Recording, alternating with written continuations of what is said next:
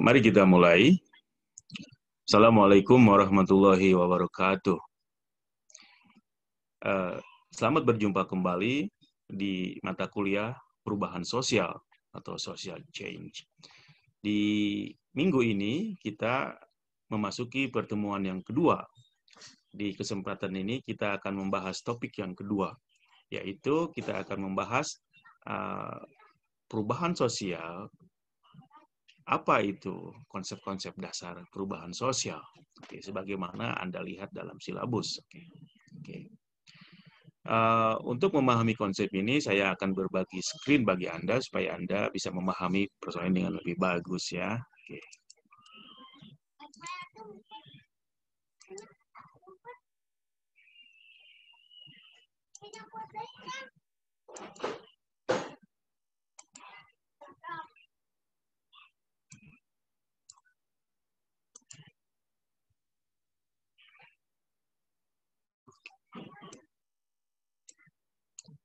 Oke. Perubahan sosial di minggu kedua, kita akan bahas topik perubahan sosial, apa konsep-konsep dasar perubahan sosial. Oke. Saya ingin mulai dengan kutipan dari seorang filosof kuno dari Yunani. Pantarei kai uden menei. Everything flows and nothing stays. Artinya adalah semua mengalir dan tak ada sesuatu pun yang tinggal tetap. Filosof itu juga berkata yang lainnya, saya ingin kutip quote yang lainnya. You could not step twice into the same river. Anda tidak dapat turun 2 kali ke sungai yang sama. Oke. Jadi semua di dunia ini mengalir dan tidak ada sesuatu pun yang tinggal tetap. Maksudnya adalah semua yang ada di dunia ini mengalami perubahan, mengalir. Mengalir itu kan simbol dari ketidaktetapan, impermanen. Tidak ada yang permanen. Semua mengalir, semua berubah. Dan tidak ada sesuatu pun yang tinggal tetap, tinggal kondisinya sama. Jadi semua yang ada di dunia ini adalah berubah, mengalir, dan tidak ada yang dalam kondisi yang tetap dalam saat yang sama. Selalu dalam keadaan berubah dari setiap waktu ke waktu yang lainnya. Oleh karena itu, filosof tersebut berkata selanjutnya, you could not step twice into the same river. Anda tidak bisa menginjakkan kaki Anda pada saat yang sama ketika Anda turun ke sungai. Kalau Anda menginjakkan kaki Anda ke sungai, Anda jangan berpikir bahwa ketika Anda menginjakkan kaki itu, airnya air yang sama. Airnya apa? Air itu selalu mengalir, kan? Nah, air sungai itu mengalir. Maka ketika Anda berada di dalam sungai, kaki Anda sebenarnya tidak sedang menginjak kaki, sedang merasakan air sungai yang berbeda setiap saat. Karena airnya mengalir. Oke. Oleh karena itu, filosof tersebut juga berkata, nothing endures but change. Tidak ada yang tetap. Tidak ada sesuatu pun yang tidak berubah kecuali perubahan itu sendiri. Saya kira ini yang paling populer ya. Mungkin sering Anda dengar semacam adagium, tidak ada yang tetap di dunia ini kecuali perubahan itu sendiri. Yaitu yang sebetulnya dalam bahasa Inggrisnya adalah nothing endures but change. Tidak ada yang tetap di dunia ini kecuali perubahan itu sendiri. Itu yang dikatakan oleh filosof kuno Yunani bernama Heraklitus yang hidup pada abad sebelum Masehi, yaitu 540 sampai 480 sebelum Masehi. Nah, semua kutipan-kutipan dari Heraklitus ini menyebutkan bahwa dimaksudkan bahwa dalam dunia ini apapun selalu berubah, apapun selalu mengalir. Setiap saat sesuatu itu mengalami perubahan, ya, tidak ada yang tetap. Ya. Oke. Tidak ada yang tetap, semua mengalami perubahan.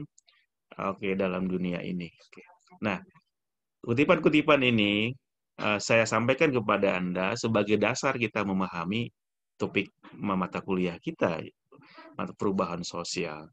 Dan ini juga menjadi dasar kita untuk memahami konsep pertama atau konsep-konsep dasar perubahan sosial.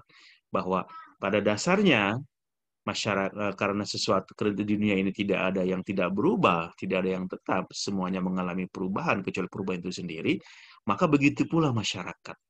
Masyarakat itu dari dulu sampai sekarang selalu mengalami perubahan. Masyarakat dulu setiap saat mengalami perubahan. Sekarang juga begitu. Kita sekarang bisa hidup dalam sebuah masyarakat merupakan hasil perubahan dari masyarakat sebelumnya. Kita sekarang hidup dalam masyarakat yang senantiasa mengalami perubahan dari setiap saat, dari setiap periode ke periode lainnya, dari zaman satu zaman ke zaman lainnya, bahkan dari setiap hari ke setiap hari lainnya, bahkan jam satu jam selalu mengalami perubahan. Problemnya mungkin kita tidak merasakan itu. Dan kita semua hadir sekarang di kelas ini, di mata kuliah ini, juga adalah merupakan efek atau dampak dari perubahan dalam masyarakat kita. Oke. Mari kita lihat slide selanjutnya ya. Oke. Oke. Oke. Persoalan perubahan sosial atau dalam bahasa Inggris social change itu sejak dulu, dalam perspektif ilmu sosiologi, sejak awal kelahiran sosiologi, perubahan sosial itu merupakan fokus utama, bahkan inti dari kajian sosiologi itu sendiri. Sekali lagi saya katakan bahwa sosiologi telah menjadikan perubahan sosial sebagai objek kajian pokoknya. Jadi sejak kemunculan sosiologi itu sendiri, perubahan yang namanya perubahan sosial telah menjadi perhatian utama para ahli sosiologi. Para pendiri sosiologi memfokuskan kajian-kajian awalnya salah satunya adalah pada masalah perubahan sosial. Bahkan kemunculan sosiologi itu sendiri itu didorong atau berpunya latar belakang adanya perubahan sosial. Oke, mari kita lihat bagaimana para ahli sosiologi memandang perubahan sosial. Kita kutip misalnya Ibnu Khaldun. Ibnu Khaldun ini dipahami sebagai bapak awal ilmu sosiologi, walaupun dia ketika dia hidup dia tidak menyebutkan karya-karyanya, analisis sebagai sosiologi, karena sosiologi dalam sebagai sebuah disiplin ilmu tertentu lahir pada abad 19 ya, itu tidak. Sementara Ibnu Khaldun hidup pada abad ke-14. Tapi gagasan-gagasan Ibnu Khaldun misalnya dalam karya Muqaddimah itu banyak membahas tentang isu-isu sosiologis dan historis gitu. Nah, apa yang dikatakan Ibnu Khaldun tentang perubahan sosial atau social change ini? Nah, Ibnu Khaldun mengatakan bahwa dia mengkaji perubahan sosial dari satu bentuk masyarakat ke bentuk lainnya. Itu dalam sejarahnya dia melihat bahwa masyarakat itu senantiasa bergerak. Dia mengamati ketika itu dalam konteks masyarakat Arab ya.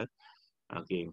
Adalah masyarakat itu bergerak dari masyarakat yang nomaden kepada masyarakat yang menetap. Nomaden itu maksudnya pindah-pindah kepada masyarakat yang menetap. Pada konteks Arab ketika itu, masyarakat yang menetap itu sebenarnya sebelumnya adalah masyarakat yang nomaden, masyarakat yang pindah-pindah. Dalam konteks Arab ketika itu masyarakat yang mungkin kita sebut kafilah, bersuku-suku. Lalu suku-suku itu selalu berpindah satu tempat berlain. Lalu setelah itu mereka menetap dalam sebuah tempat di mana air ada, sumber kehidupan Anda, mereka beternak kuda misalnya, kambing dan sebagainya. Lalu terjadilah sebuah kota. Nah, maksudnya di sini bahwa dari awal masyarakat itu memang selalu mengalami perubahan. Nah, misalnya masyarakat primitif dulu kan mereka selalu pindah-pindah. Lalu kemudian setelah mengalami perubahan peradaban, mereka tumbuh menjadi masyarakat berperadaban. Itu masyarakat yang menetap yang umumnya tinggal di daerah perkotaan. Jadi kalau dalam konteks sekarang, analisis atau amatan Ibnu Khaldun itu kita katakan bahwa masyarakat itu berkembang dari masyarakat yang berpindah-pindah, yang mencari penghasilan yang beragam, lalu berubah menjadi masyarakat yang menetap dalam bentuk sebuah kota. Nah, kota yang sekarang kita tinggali sekarang ini, misalnya di Bandung ini, dulunya adalah orang-orang yang suka berpindah-pindah dari tempat mana ke tempat mana, lalu menetap di sini, lalu berdirilah sebuah peradaban kota yang disebut dengan kota Bandung sekarang. Dan saya kira kota-kota lainnya juga terbentuk dengan pola seperti itu. Ya. Jadi Ibnu Khaldun mengatakan untuk menunjukkan bahwa masyarakat itu selalu berubah, bahwa masyarakat itu beralih atau bergerak dari masyarakat nomaden menuju masyarakat yang menetap. Ini menunjukkan bahwa masyarakat ini terjadi perubahan sosial dalam masyarakat itu. Itu di abad 14 Ibnu Khaldun sudah mengamati itu. Lalu bagaimana di abad 19 di mana ketika sosiologi mulai muncul, di mana sosiologi lahir. Nah, mari kita lihat amatan dan analisis dari para tokoh awal sosiologi. Nah, seperti kita ketahui bahwa sosiologi sebagai sebuah ilmu muncul dari latar belakang adanya perubahan sosial dalam masyarakat Eropa ketika abad 19 itu, yaitu mulai abad 18 dan 19, munculnya revolusi Prancis pada abad 18, ya kalau persis pada tahun 1789 sampai 1799 itu, dan revolusi industri di Inggris. Nah, oke.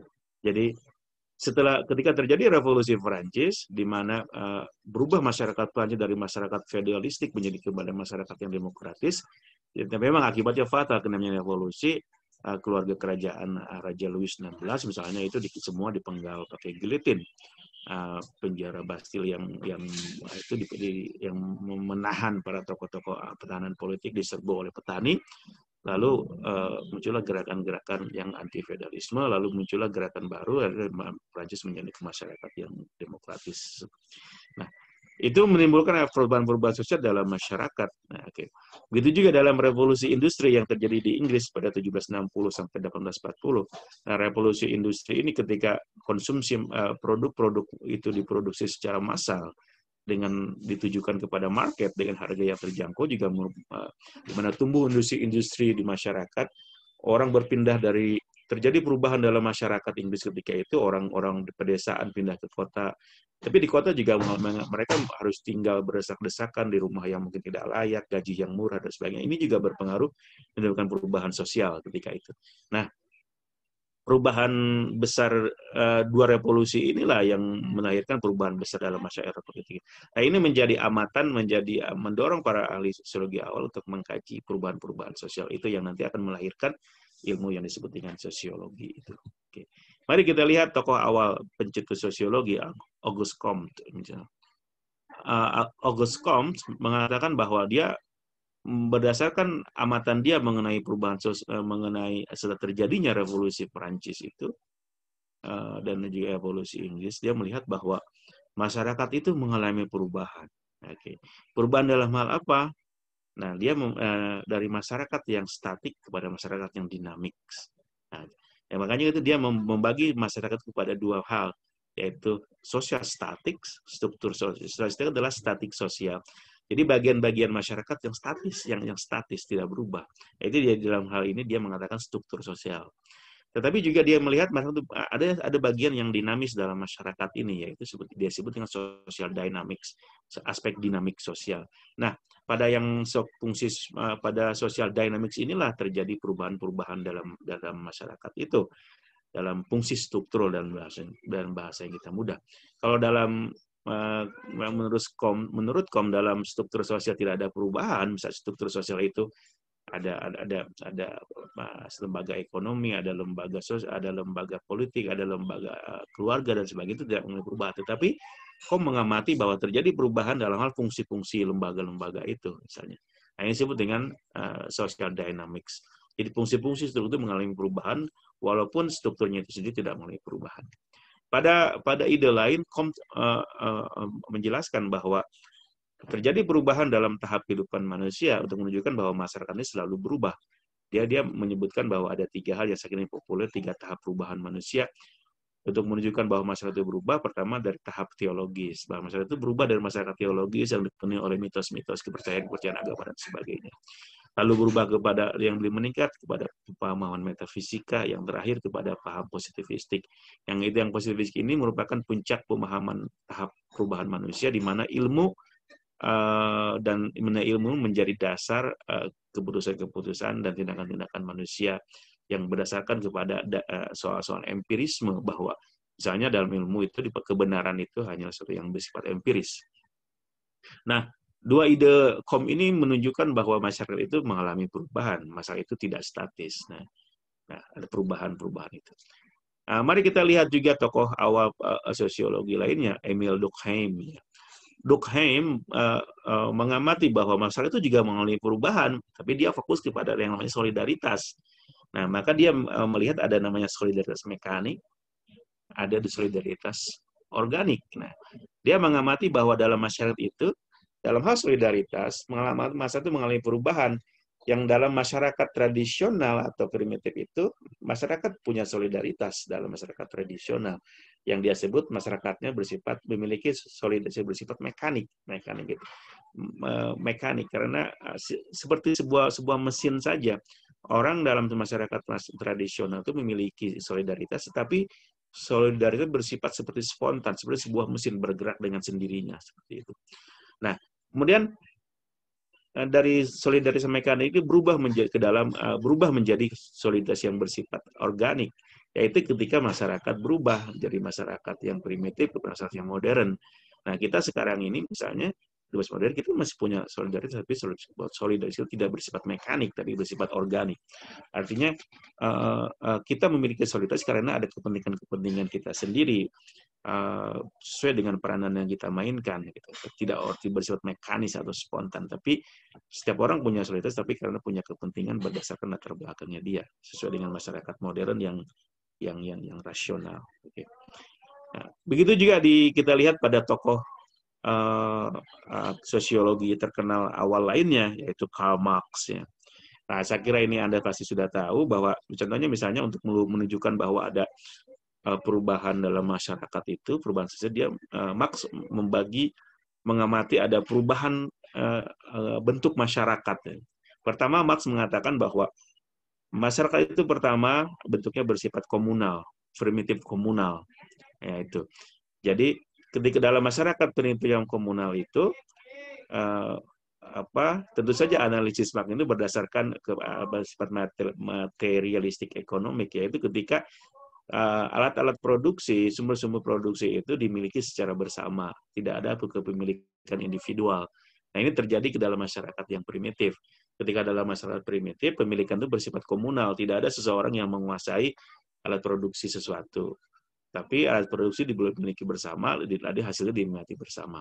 Tapi ketika itu sangat tradisional. Lalu bergeser kepada terjadinya masyarakat yang perbudakan atau slavery. Oke, di sini sudah mulai ada ketimpangan alat-alat produksi di mana satu orang menguasai alat produksi, lalu seorang lainnya dieksploitasi dalam posisi sebagai budak untuk kepentingan tuannya. Ya.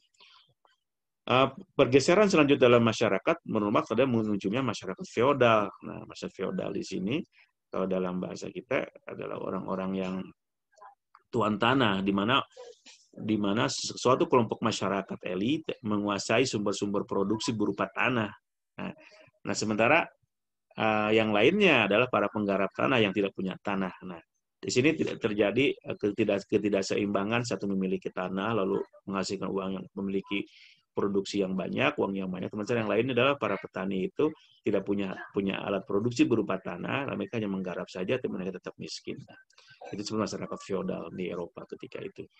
Lalu perkembangan selanjutnya dari masyarakat feodal menuju masyarakat kapitalistik, yaitu ketika masyarakat berubah, mereka mengandalkan modal atau kapital sebagai sumber produksi mereka, yaitu di mana di sini sistem pasar menguasai, jadi orang-orang yang memiliki modal menguasai alat-alat produksi lalu dijual ke pasar, dan sementara orang-orang lainnya yang disebut dengan pekerja atau buruh bekerja di sumber-sumber produksi itu, yaitu di dalam pabrik, masa mereka bekerja kepada pemilik kapital itu. Tapi tetap saja intinya di sini tidak terjadinya ketidakseimbangan sumber-sumber produksi, penguasaan sumber produksi.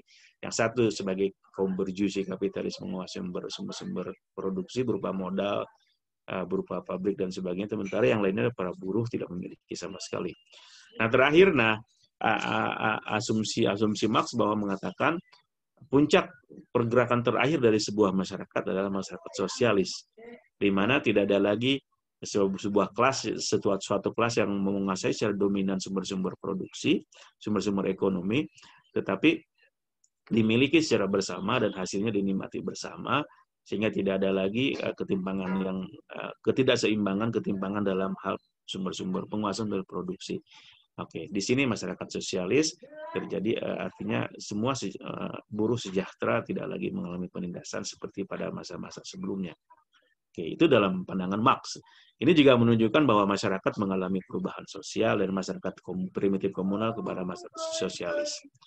Yang terakhir kita lihat juga tokoh besar sosiologi lainnya, itu Max Weber ya. Kita lihat kepada Max Weber. Oke, nah dia dalam melihat perubahan sosial itu dia fokus analisisnya salah satunya adalah kepada persoalan otoritas. Nah, mungkin Anda pernah membaca atau belajar tentang otoritas ini. Weber membagi persoalan otoritas itu kepada 3 misalnya. Dalam masyarakat itu ada sebuah sistem yang berwenang menguasai dan mengatur sebuah masyarakat, disebut otoritas. Nah, seseorang memiliki otoritas itu satu berasal dari kekuatan tradisional. Misalnya pada masyarakat tradisional, seseorang memiliki otoritas untuk menguasai atau mengendalikan seorang lainnya karena dia misalnya menjadi pemimpin suku, atau dia menjadi raja. Otoritas dia itu bersifat tradisional karena posisi dia sebagai seorang pemimpin suku atau seorang raja. Lalu berubah bentuk lainnya adalah seorang otoritas bersifat karisma ya. Nah, ini berbeda dari sebelumnya, seseorang punya otoritas karena kekuatan dirinya sendiri yang dianggap memiliki potensi atau kekuasaan di luar kebiasaan. Bisa misalnya karena dia dianggap punya kekuatan supranatural atau punya kekuatan pribadi yang sangat kuat sehingga dia memiliki karisma. Nah, tokoh-tokoh ini biasanya mungkin saja bukan pemimpin bukan pemimpin suku atau pemimpin raja, tapi mungkin bisa salah satunya adalah mungkin pemimpin agama. Pemimpin agama biasanya punya karisma yang sangat kuat. Salah satunya karismanya bersumber dari wahyu, misalnya tokoh agama seperti itu.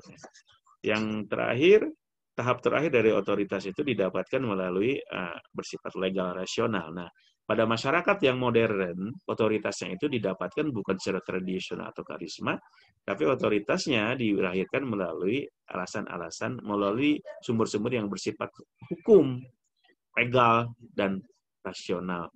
Misalnya di dalam masyarakat modern sekarang ini, seorang presiden itu memiliki otoritas yang kuat. Otoritasnya didapatkan bukan karena dia anak raja, bukan karena dia pemimpin suku, tapi karena memang aturan hukum menyebutkan dia secara hukum rasional, hukum negara kita, misalnya Indonesia ini, dia sah memiliki otoritas sebagai presiden yang berhak mengatur kehidupan bangsa dan rakyat Indonesia. Maka otoritas yang dia punya seorang presiden itu adalah sah dan absah secara legal, aturan undang-undangnya dan rasional, dibentuk berdasarkan alasan-alasan rasional. Nah, semua ini adalah penjelasan-penjelasan dan pandangan dari para tokoh-tokoh awal sosiologi yang menyatakan bahwa intinya masyarakat itu berubah, masyarakat itu mengalir, tidak ada masyarakat itu yang statis, tidak ada masyarakat yang stagnan. Karakter masyarakat itu selalu mengalami perubahan. Nah, itu yang disebut dengan perubahan sosial.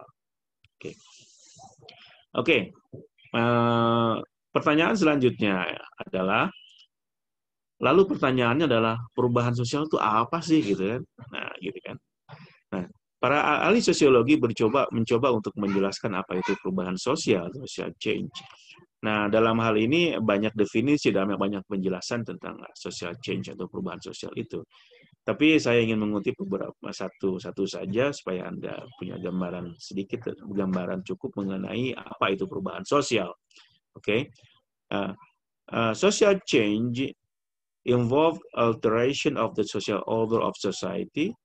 Jadi perubahan sosial itu melibatkan alteration. Alteration itu adalah perubahan, pergantian. Pergantian dalam hal apa? Social order, susunan sosial dalam sebuah masyarakat. Jadi perubahan itu terjadi karena ada pergantian atau perubahan dalam susunan masyarakat kita. Nah, it may include changes in social institution, social behaviors, or social relations. Nah, perubahan sosial ini bisa termasuk perubahannya itu dalam lembaga-lembaga sosial. Perubahan yang dimaksud dalam struktur sosial itu atau tatanan sosial masyarakat itu bisa itu mewujud dalam lembaga-lembaga sosial. Jadi kalau kita bicara lembaga sosial berarti lembaga struktur sosial yang organ-organ sosial, organ yang berfungsi berdirinya berjalan sebuah masyarakat. Misalnya apa? Lembaga ekonomi, lembaga politik, lembaga agama, keluarga, budaya, dan sebagainya. Nah, kalau terjadi perubahan dalam salah satu atau beberapa lembaga sosial ini, terjadi perubahan sosial. Atau juga dalam hal social behaviors atau perilaku sosial. Masyarakat sekarang perubahan itu terjadi bisa dalam hal dalam perilaku masyarakat kita. Nah, mungkin 10 tahun yang lalu masyarakat kita berperilakunya X, sekarang udah lain lagi, perilakunya seperti Y. Nah, seperti Anda sekarang misalnya Anda sebagai generasi muda, mungkin ketika seseorang di masa 10 tahun yang lalu, masyarakat berperilakunya tidak seperti sekarang, misalnya dalam hal berkomunikasi. Oke, perilaku komunikasi masyarakat 10 tahun yang lalu di Indonesia misalnya itu berubah dengan sekarang yang dimana teknologi komunikasi mengalami kemajuan yang sangat pesat, misalnya melalui handphone dengan Android itu. Atau perubahan itu bisa terjadi dalam social relations, hubungan sosial. Oke. Bagaimana kelas sosial itu hubungannya atau kelas menengah atas, bawah, dan itu mengalami perubahan. Bagaimana dalam lembaga-lembaga sosial itu mengalami perubahan fungsinya dan sebagainya. Bagaimana individu-individu sekarang mengalami perubahan dalam hubungannya dan sebagainya. Seperti itu. Dan di sini nanti banyak faktor mengapa. Pertanyaan yang akan dipertanyakan adalah mengapa terjadi. Nanti akan kita bahas di slide selanjutnya. Saya ingin mengutip juga pendapat Kingsley Davis yang tentang definisi perubahan. Nah, Davis mengatakan bahwa perubahan sosial adalah perubahan yang terjadi dalam struktur dan fungsi masyarakat. Nah, menurut Davis bahwa perubahan sosial adalah perubahan yang terjadi dalam struktur. Struktur itu adalah apa? Kalau dalam tubuh kita ini ya, kalau ini mungkin kalau kita kembali kepada pemahaman tentang fungsionalisme strukturalisme itu, bahwa masyarakat ini terdiri daripada organ-organ, bagian-bagian yang semua berfungsi untuk berjalannya sebuah masyarakat secara dalam keseimbangan.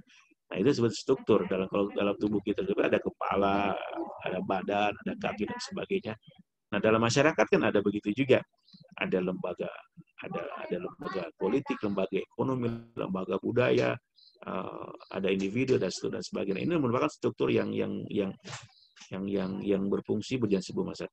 Nah, kalau ada perubahan dalam struktur itu dan juga fungsi-fungsinya, itu merupakan perubahan sosial seperti yang dipandangan Kingsley Davis. Kita kutip juga pendapatnya Himes and Moore. Nah, dia mengamati bahwa yang perubahan sosial itu bila terjadi dalam 3 dimensi. Nah, perubahan sosial bisa terjadi dalam perubahan sosial adalah perubahan yang terjadi dalam 3 dimensi, yaitu dimensi struktural, persis seperti tadi pendapatnya Kingsley Davis. Tapi dia menambahkan bukan cuma dalam struktur perubahan itu, tapi juga dalam kultural, artinya dalam aspek budaya masyarakat. Saya kira ini jelas bahwa perubahan itu bukan terjadi cuma struktur, tapi juga dalam budaya, perubahan kultural. Nah, seperti kita alami sekarang, semua negara termasuk negara kita mengalami perubahan dalam segi budaya, ya. Oke. Ya, perubahan budaya ketika zaman saya itu pasti akan berbeda pada zaman Anda sekarang ini. Dan saya mengalami perubahan budaya berbeda dengan perubahan pada zaman orang tua saya. Ketika sebelum zaman Belanda, Indonesia budayanya pasti berbeda dengan setelah mengalami kemerdekaan dan masa sekarang di masa milenium. Lalu Himes and Moore juga melihat bahwa perubahan itu juga dalam dimensi lainnya, itu dalam dimensi interaksional, dalam hal hubungan interaksi antara anggota masyarakat, baik secara individu, baik kelompok, dan sebagainya. Oke. Lalu kalau begitu, karena begitu intinya atau pentingnya perubahan sosial dalam masyarakat itu, maka para ahli sosiologi mengkaji perubahan sosial itu dengan sangat serius. Nah, kajian-kajian para ahli sosiologi tentang perubahan sosial itu saya bagi kepada secara umum ya kepada 4 isu, kepada 4 hal. Yang pertama, para ahli sosiologi itu berupaya mengkaji perubahan sosial pada aspek apa sebenarnya yang sedang berubah dalam masyarakat. Nah, jadi kajian pertama yang mereka kaji adalah ketika mengkaji perubahan sosial, apa sih yang sedang berubah, pada bagian apanya yang berubah dalam masyarakat itu. Nah, itu tadi yang saya sebutkan sebelumnya. Nah, mereka mengamati bahwa ketika pertanyaan apa yang sedang berubah dalam masyarakat itu, maka perubahan itu bisa terjadi pada struktur sosial, lembaga-lembaga sosial, atau pada fungsi struktur sosial, saya sebutkan, atau pada aspek individual. Nah, ahli sosiologi berupaya untuk mengkaji pada aspek apa terjadinya perubahan itu. Apa sebenarnya yang terjadi? Apa yang sebenarnya berubah dalam masyarakat itu? Nah, mereka mengamati perubahan itu bisa terjadi dalam struktur sosial, fungsi struktur sosial, atau dalam individual, atau dan interaksional kalau kita tambah. Yang kedua, isu kedua yang menjadi amatan atau isu penting dalam kajian ilmu sosiologi tentang perubahan sosial adalah isu bagaimana perubahan itu terjadi, ya. Oke. Nah, di sini para ahli sosiologi mengamati bahwa perubahan itu terjadi, frekuensinya itu atau bagaimana gitu. Nah, perubahan itu bagaimana? Nah, perubahan itu ditemukan bahwa perubahan sosial itu bisa terjadi bisa lambat atau bisa cepat. Nah, perubahan lambat itu disebut evolusi. Nah, perubahan dalam masyarakat itu kadang tidak terasa oleh kita karena memang itu perubahannya bersifat evolutif, bersifat lambat. Nah, itu sering tidak kita terasakan. Nah, gitu. Atau dengan kata lain perubahannya bersifat gradual. Gradual itu bertahap. Nah, saya kira ini paling banyak kita rasakan sekarang. Umumnya masyarakat itu mengalami perubahan dalam aspek-aspek struktur, fungsi struktur sosial dan individu itu bersifat gradual, bersifat evolutif, dan bersifat lambat. Ya.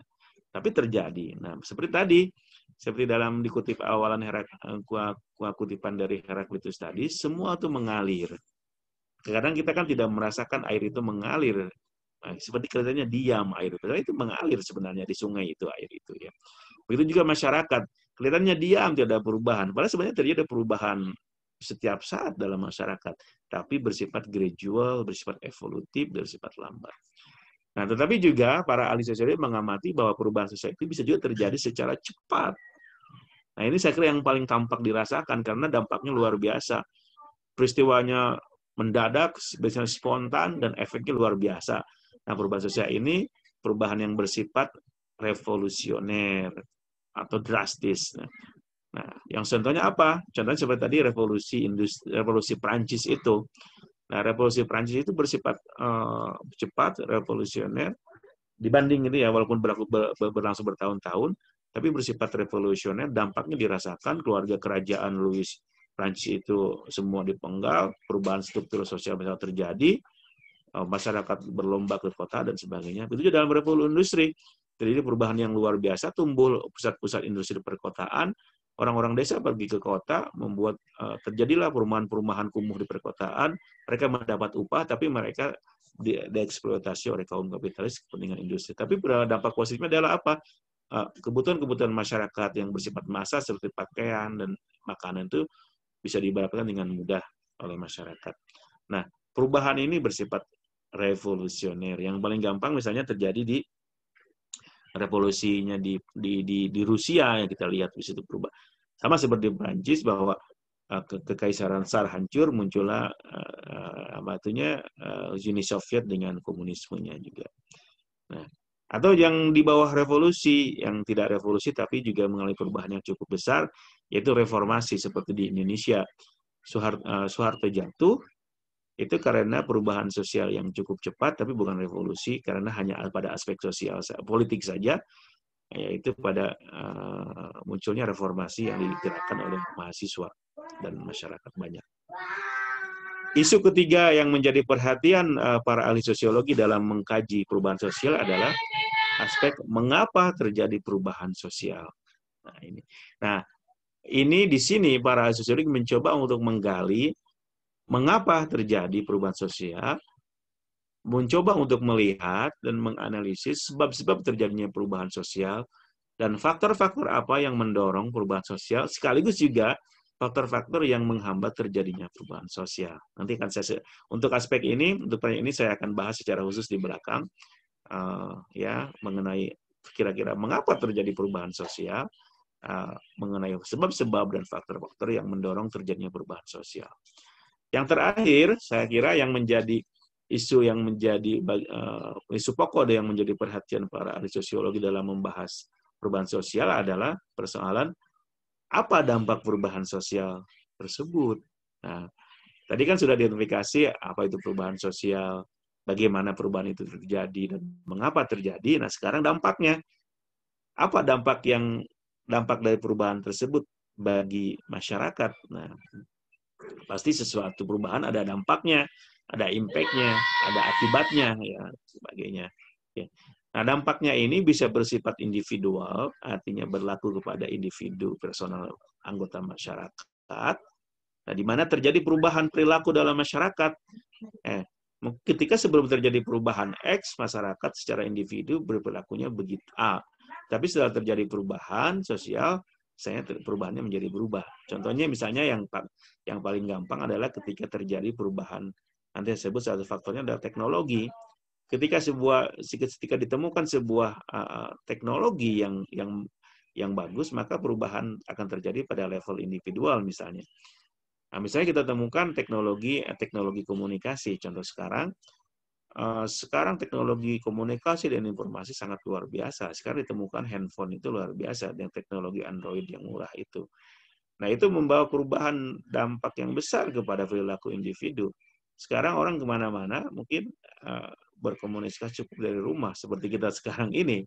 Ya, kita sekarang karena selain ada faktor kesehatan pandemik COVID-19, kita sekarang belajar tidak lagi secara bertemu di kelas secara tatap muka, tapi kita bisa sekarang bertemu secara online melalui media Zoom ini, gitu kan, melalui.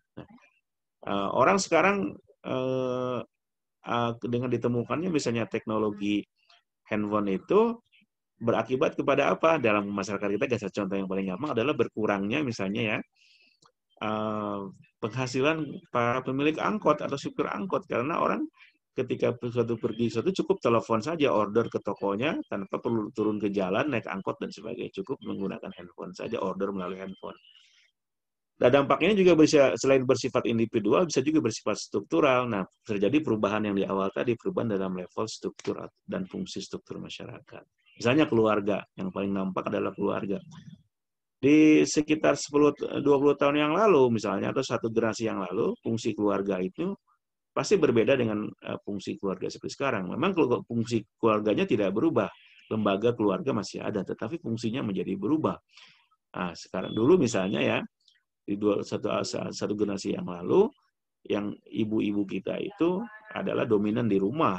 Nah, tetapi sekarang perubahan itu terjadi, ibu-ibu kita dan perempuan kita sekarang tidak lagi sudah umum keluar rumah menjadi pekerja. Dan itu sudah dianggap hal yang biasa oleh masyarakat kita, perempuan bekerja, ibu-ibu kita bekerja bukan cuma sebagai ibu rumah tangga, tapi juga menjadi wanita karir dan punya penghasilan sendiri untuk menopang kebutuhan keluarga. Nah, ini perubahan yang sangat signifikan pada akibat perubahan sosial pada lembaga struktur kita. Oke. Nah, selanjutnya saya ingin menjelaskan secara khusus mengenai yang pertanyaan ketiga itu, mengapa terjadi perubahan sosial. Nah, ketika para ahli sosiologi bertanya tentang mengapa terjadi perubahan sosial, mereka mencoba untuk menggali hal-hal yang mendorong terjadinya perubahan sosial. Nah, atau dengan kata lain, mereka mencoba untuk melihat atau menggali faktor-faktor apa yang mendorong terjadinya perubahan sosial. Nah, di sini saya membagi faktor pendorong perubahan sosial ini kepada dua hal. Yang pertama faktor internal, yang kedua faktor eksternal. Dalam pandangan sosiologis, faktor internal terdapat banyak faktor internal yang mempengaruhi atau munculnya perubahan sosial. Pertama, misalnya bertambah atau berkurangnya penduduk. Dalam sebuah masyarakat itu, yang saya maksud dengan faktor internal adalah faktor atau penyebab yang muncul dari masyarakat itu sendiri. Yang muncul dari sebuah masyarakat, yang muncul dari dalam sebuah masyarakat. Nah, yang lawannya faktor yang berasal dari luar masyarakat. Nah, dalam sebuah masyarakat, bila penduduknya banyak atau sedikit, itu mempengaruhi terjadinya perubahan sosial. Misalnya gini, dalam masyarakat yang sedikit, dalam sebuah masyarakat, lalu tiba-tiba masyarakatnya bertambah. Nah, misalnya dalam satu dekade, jumlah masyarakatnya 10 juta. Nah, tapi kemudian dekade yang lalu masyarakatnya 1 juta. Sekarang menjadi 10 juta. Nah, perubahan jumlah penduduk ini pasti akan mengakibatkan terjadinya perubahan sosial. Nah, ini merupakan faktor internal. Nah, coba Anda bayangkan sebuah masyarakat yang 1 juta lalu sekarang berubah menjadi 10 juta, pasti akan terjadi perubahan sosial yang luar biasa. Begitu sebaliknya. Nah, dalam sebuah masyarakat bisa saja penduduknya asalnya 10 juta sekarang menjadi 5 juta. Nah, pengurangan penduduk ini akan mengakibatkan terjadinya perubahan sosial. Misalnya pada masyarakat yang akibat terjadi peperangan. Nah, banyak masyarakat atau penduduk yang terbunuh ya karena peperangan. Nah, itu pasti pengurangan penduduk itu akan berdampak mendorong terjadinya perubahan sosial.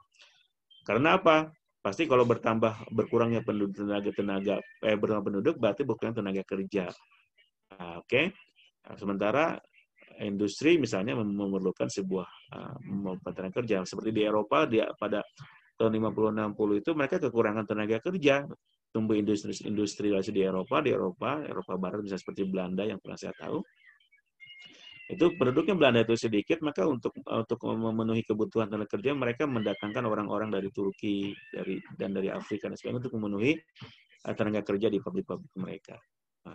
Nah, ini kedatangan para imigran dari negara-negara Timur Tengah, dari Mesir, dari Turki dan sebagainya, dari Afrika ke negara-negara Eropa seperti Belanda itu mengakibatkan terjadi perubahan sosial. Nah, sekarang efeknya bisa dirasakan, ada muncul semacam anti-imigran di kalangan kelompok-kelompok tertentu di negara Belanda dan juga negara Eropa lainnya.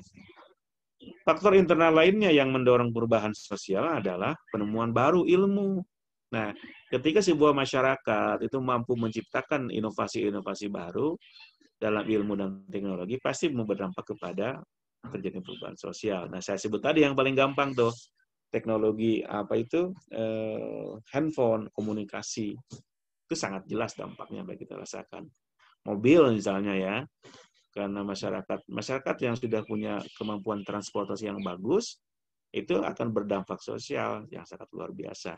Nah, karena itu sebuah negara yang memiliki sistem transportasi yang sangat bagus, itu sistem ekonominya cenderung lebih bagus karena mobilitas penduduk lebih bagus, sumber ekonomi bertambah.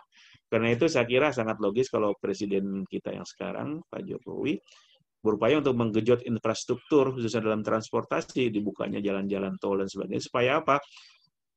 Mobilitas penduduk semakin mudah, sumber-sumber ekonomi terbuka dan investasi terbuka, akibatnya diharapkan terjadi perubahan sosial dan dalam hal sumber-sumber ekonomi semakin terbuka dan pemasukan bagi negara dan masyarakat semakin meningkat dan ekonomi semakin bagus juga. Nah, itu saya. Jadi itu dibuktikan juga. Misalnya di negara Amerika itu kan banyak daerah-daerah yang terpencilnya.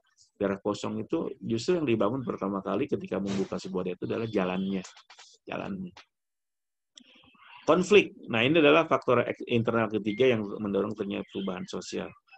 Nah, kalau dalam sebuah masyarakat adanya konflik, itu pasti akan menimbulkan perubahan sosial dalam masyarakat. Revolusi. Nah, ini faktor yang lainnya. Nah, saya sebut tadi, kalau sebuah masyarakat mengalami revolusi, perubahan yang bersifat cepat, maka ini adalah menjadi pendorong sangat kuat terjadinya perubahan sosial. Baik dari revolusi itu kan perubahannya itu dampaknya luar biasa, bisa dalam berbagai aspek, seluruh aspek masyarakat kita, dalam aspek politik, ekonomi, sosial, budaya, dan sebagainya. Seperti yang kita lihat di Perancis itu, politik jelas, budaya jelas, ekonomi jelas. Nah, di contoh lain misalnya di Rusia. Di Indonesia saja kemarin hanya terjadi reformasi, perubahan politik, model kepemimpinan itu sudah cukup perubahan luar biasa. Apalagi dalam berbagai aspek seperti revolusi komunis di Vietnam, di Cina, dan sebagainya. Nah, faktor lainnya yang mendorong perubahan sosial itu adalah ketidakpuasan masyarakat. Masyarakat yang tidak puas itu menjadi kekuatan besar terjadi perubahan sosial.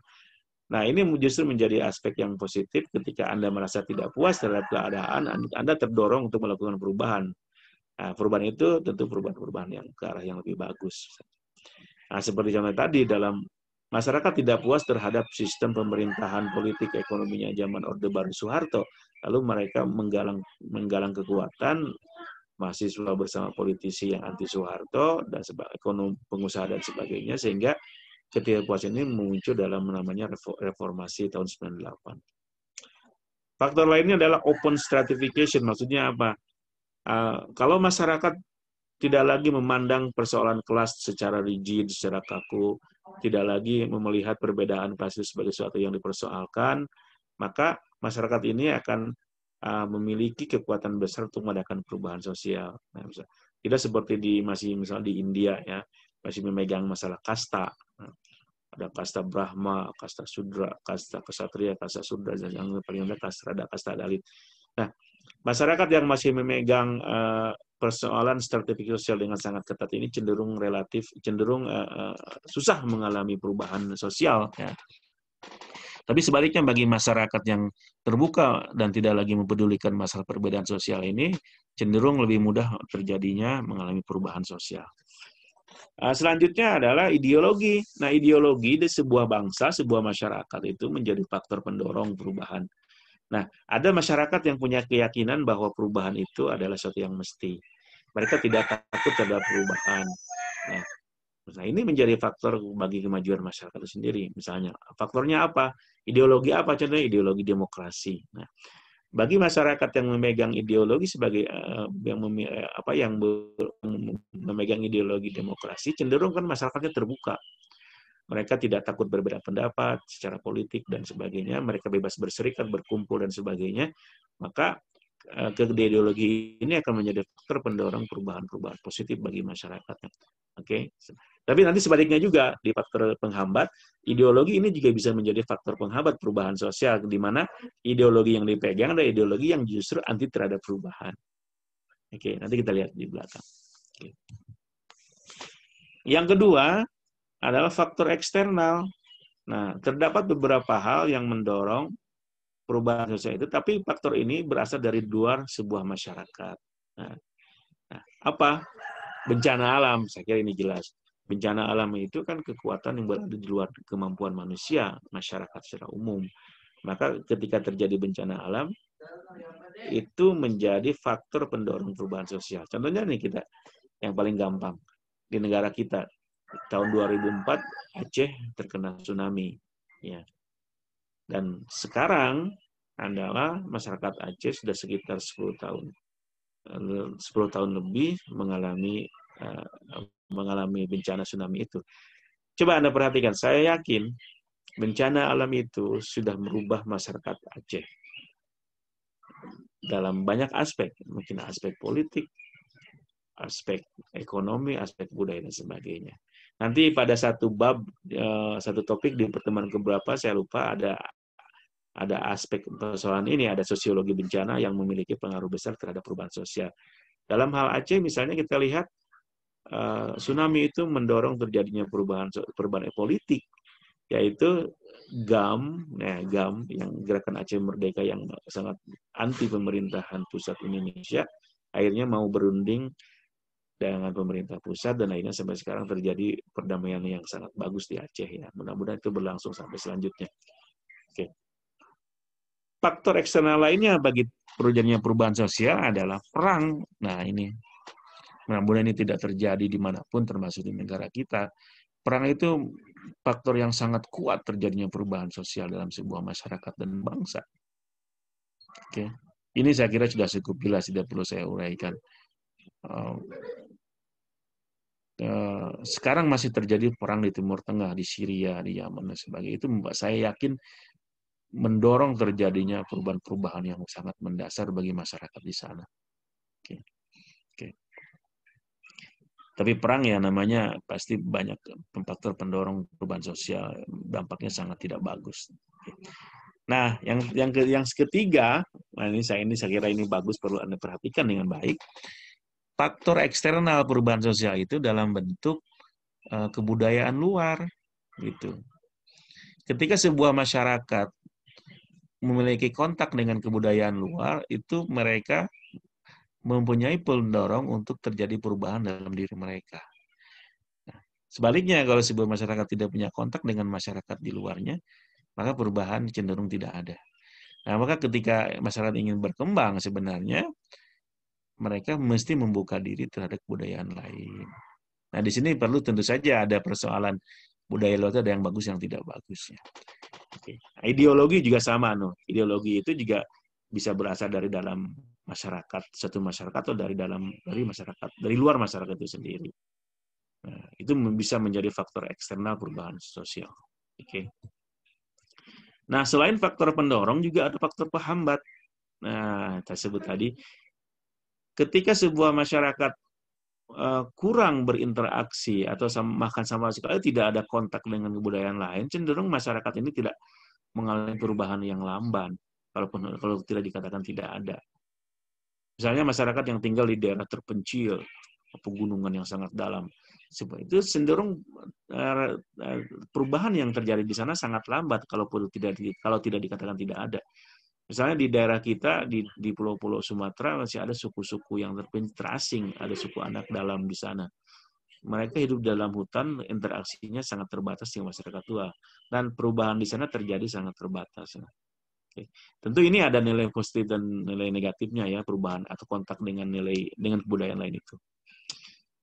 Nah, faktor penghambat lainnya adalah ilmu yang lambat dalam sebuah masyarakat. Ketika sebuah masyarakat perkembangan ilmunya sangat lambat, pendidikannya tidak berkembang, pemerintah tidak mendorong riset dan sebagainya, maka perubahan sosial itu sangat lambat terjadi. Oke. Nah, faktor selanjutnya adalah faktor sikap masyarakat yang tradisional, masyarakat yang berpegang teguh kepada nilai-nilai lama mereka, nilai-nilai tradisional mereka, itu cenderung mereka lambat mengalami perubahan sosial. Faktor penghambat lainnya ada vested interest, maksudnya adalah ada kepentingan-kepentingan terselubung dari kelompok-kelompok tertentu, misalnya elit dalam sebuah masyarakat yang menolak perubahan. Nah, saya kira ini banyak misalnya ketika di negara-negara yang otoriter, elitnya, pemerintahnya cenderung menolak terjadinya perubahan sosial karena perubahan sosial itu bisa merusak sistem yang mereka bangun, bisa menimbulkan perlawanan kepada kekuasaan mereka, bisa mendorong terjadinya pemberontakan terhadap kekuasaan mereka dan sebagainya. Itu dirasakan misalnya ketika di zaman pemerintah Orde Lama juga misalnya, mereka sangat anti terhadap perubahan dalam hal politik, misalnya kontak ide-ide yang progresif itu sangat mereka kekang sehingga karena dikhawatirkan terjadi pergolakan. Contohnya terjadinya revolusi Iran 79 itu dikhawatirkan terjadi membawa perubahan sangat besar bagi Indonesia sehingga pemerintah Soeharto ketika itu tidak mendukung ide-ide revolusi itu. Atau Arab Saudi lah ketika itu, Arab Saudi tidak suka dengan revolusinya Iran karena dianggap akan membawa pengaruh buruk bagi kekuasaan mereka yang kerajaan itu. Takut terjadinya kegoyahan dalam sosial juga menjadi faktor penghambat. Saya kira ini sama seperti yang di atas. Nah, takut terhadap ide baru atau orang asing. Bagi masyarakat yang memiliki ketakutan terhadap ide-ide baru atau orang asing, cenderung juga mereka terhambat untuk terjadinya perubahan dalam masyarakat itu. Terakhir, ideologi. Nah, ideologi. Masyarakat kan punya pahamnya. Ideologi di sini bisa bersifat agama atau non-agama. Ada agama tertentu misalnya yang ada pandangan bahwa berdasarkan pandangan agama tertentu yang menolak terjadinya perubahan sosial karena bisa dianggap merusak tatanan yang ada.